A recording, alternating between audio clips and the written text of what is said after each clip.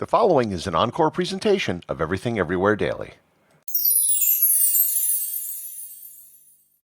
In the dialogues written by Plato in the year 360 BC, he wrote of a place called Atlantis.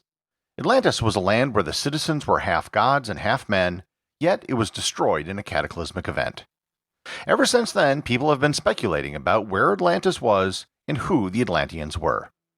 Learn more about the history of Atlantis and the various theories of where it was or if it even existed on this episode of Everything Everywhere Daily.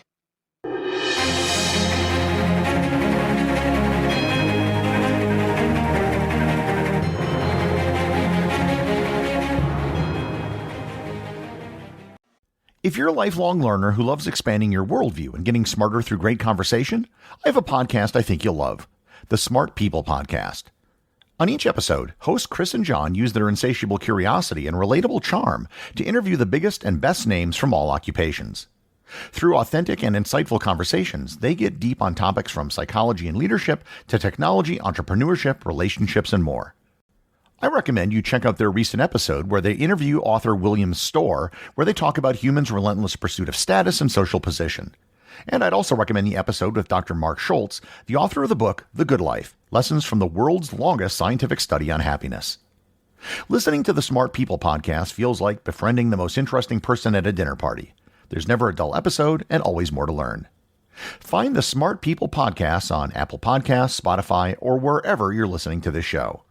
Once again, that's the Smart People Podcast. Hey, it's Chris Klimek here. If you like this show, you might enjoy There's More to That. It's a new podcast from Smithsonian Magazine and PRX where I'll be talking to journalists around the globe, taking inspiration from the Smithsonian Institution's museums and research centers and using insightful reporting to explore the mysteries of the wider world. Plus, every episode comes with at least one conveniently packaged fact for you to share at your next dinner party. So check us out. Subscribe to There's More to That from Smithsonian Magazine and PRX, and find out how much more there is to almost everything.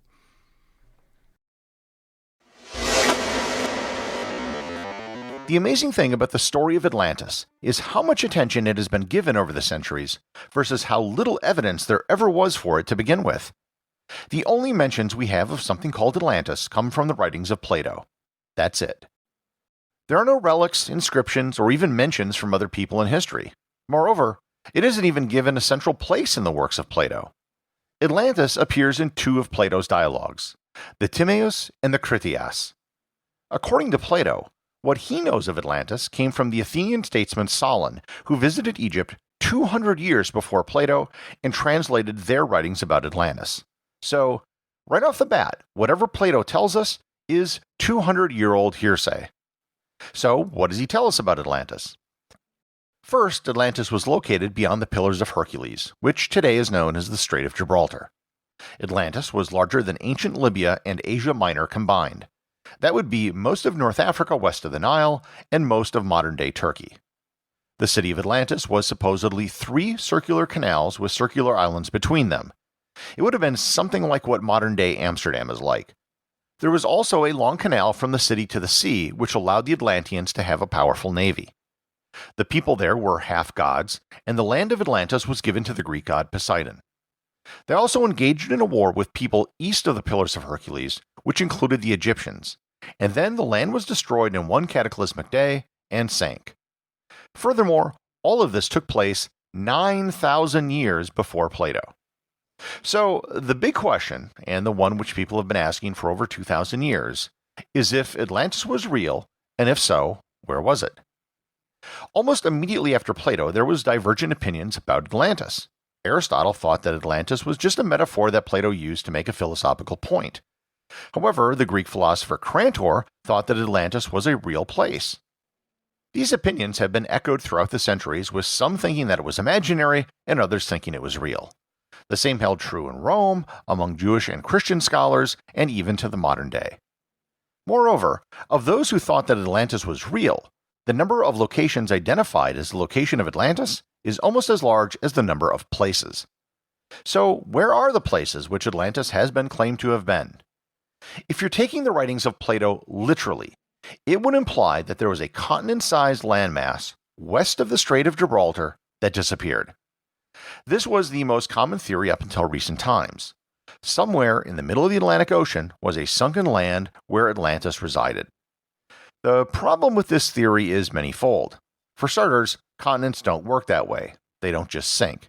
If you remember back to my episode on plate tectonics, continents can move around very slowly over geologic time. However, they don't just sink, and certainly wouldn't do so in a single day.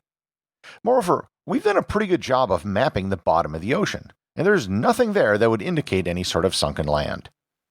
Now, you might be thinking that there is a continental-sized landmass west of the Pillars of Hercules, the Americas. This became a popular theory after European discovery of the Americas in the late 15th century. One particular theory was that the Mayan people were the descendants of the Atlanteans. They had an elaborate calendar and had created advanced architecture. These pyramids, along with similar Aztec structures, were initially considered by some people to be the ruins of ancient Atlantis. The problem with this theory is that it doesn't really fit any of the other parts of the legend. There's no evidence of a city that fits its description, and there isn't anything about it that involves cataclysmic destruction. Another theory holds that Atlantis might have been in the modern-day country of the Bahamas. This mainly comes from an underwater rock formation called the Bimini Road. The formation bears a rough resemblance to a road paved with large stones. These stones, which look like a road, are about as good as the evidence gets, and the vast majority of geologists recognize it as a natural formation. Likewise, many islands in the Caribbean have also been posited as the location of Atlantis, including Hispaniola and Puerto Rico. In 1974, one writer named Flavio Barbiero named Antarctica as the location of Atlantis. The theory being that in the past it was much warmer, and the evidence of the civilization was eventually covered in ice. The last theory, which still puts Atlantis in the Atlantic, would be the Azore Islands. They're in the Atlantic and they're volcanic, but they aren't anywhere as close to the size of a continent. Likewise, the Canary Islands and Cape Verde have also been named as possible locations. Maybe, however, we shouldn't take Plato's text so literally. Maybe it is west of the Pillars of Hercules, but it isn't that far away, or it isn't that large. One theory holds that Atlantis was the island of Great Britain, or possibly the island of Ireland. It could possibly have been located in an area that was dry land 11,000 years ago, but was subsequently submerged when the sea levels rose after the last ice age ended. Another theory places it in northwest Africa. There's one place in particular that fits one of the descriptions better than almost any other on Earth. It's called the Richat structure in the country of Mauritania. It's a formation that is a series of concentric circles which matches the description, sort of the city given by Plato. However, it's over 300 miles away from the sea today, and would have been even farther away 11,000 years ago. There's also no evidence of a canal, which would have been necessary if it somehow was a great naval power. Okay, maybe Atlantis wasn't a physical place as described by Plato, but maybe it was inspired by an actual location. Maybe something close to home which the Greeks would have been more familiar with. Within the Mediterranean, Malta, Cyprus, Crete, and Sardinia have all been named as possible locations of Atlantis. One of the most interesting theories has to do with the island of Santorini.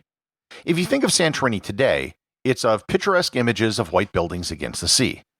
However, if you look at a map, you'll see that Santorini sits on the edge of a crescent-shaped island, which is part of a volcanic caldera. The volcano located there exploded in a massive eruption 3,600 years ago, which destroyed the ancient Minoan civilization. The original island would have been round, like Atlantis, and it was destroyed in a day. Moreover, it would have been well known to anyone from ancient Greece. The Atlantis legend might have been a way of preserving the story of the people who lived on the ancient island of Santorini. The Atlantis story has been adapted into popular fiction. It's been used as a backdrop for TV shows such as Stargate Atlantis, and it's also the location of the water-breathing, fish-talking Atlanteans of Aquaman. Personally, I think Atlantis was just a metaphor used by Plato, as there's nothing beyond Plato's words, which he admits aren't even his.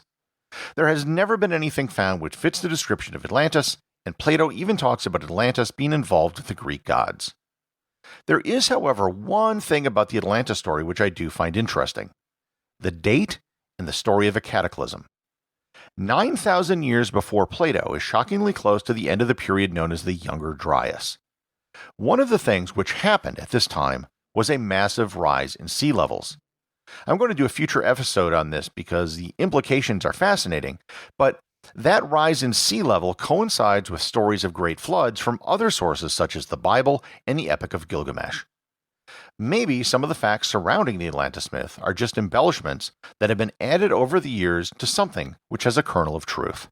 Or maybe it's just a figment of the imagination of the mind of Plato, and the reason why we've never found anything is because it never existed. The executive producer of Everything Everywhere Daily is Charles Daniel. The associate producers are Thor Thompson and Peter Bennett. I just want to thank everyone, including the show's producers, who support the show over on Patreon. If you'd like to support the show, just head over to patreon.com, which is currently the only place where you can get show merchandise.